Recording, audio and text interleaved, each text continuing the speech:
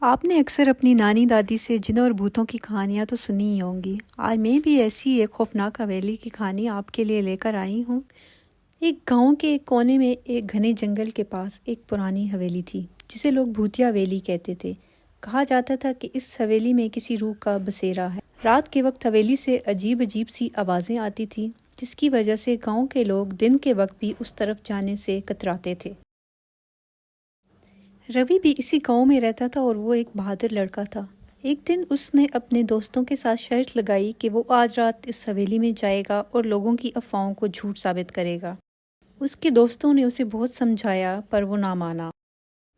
رات ہوتے ہی روی نے اپنا بیگ لیا، ٹارچ ہاتھ میں پکڑی اور حویلی کی طرف چل پڑا۔ حویلی کے قریب پہنچتے ہی ٹھنڈی ہوا کے جھونکے سے اس کے رونگٹے کھڑے ہو گئے، مگر پھر بھی وہ ہمت کر کے آگے بڑھا اور حویلی کا دروازہ کھول دیا۔ اس نے ٹارچ لگا کر دیکھا۔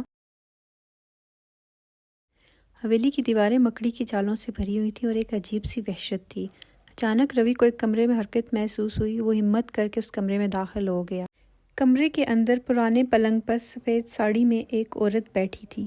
اس کا چہرہ جھکا ہوا اور بال بکھرے ہوئے تھے اور اس کی آنکھیں بھی نہیں تھیں۔ یہ دیکھ کر روی کی چیخیں نکل گئیں اور وہ باہر کی طرف بھاگا۔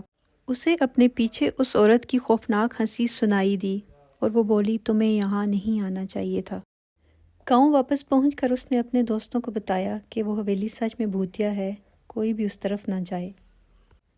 اگلی صبح گاؤں والوں نے دیکھا کہ روی کے ہاتھوں پر عجیب نشانات تھے، جیسے کسی نے نوکیلے وار کیے ہوں۔ لیکن اصل خوف تو تب پیدا ہوا جب گاؤں کی ایک بوڑھی عورت جو کہ انہیں برسوں سے حویلی کی کہانیاں سناتی آئی تھی، اس نے روی کو بتایا کہ حویلی میں تم جس روح سے ملے ہو وہ کسی کی جان نہیں چھوڑتی اور اکثر اپنے پیچھے آنے والوں کے خوابوں میں آتی ہے۔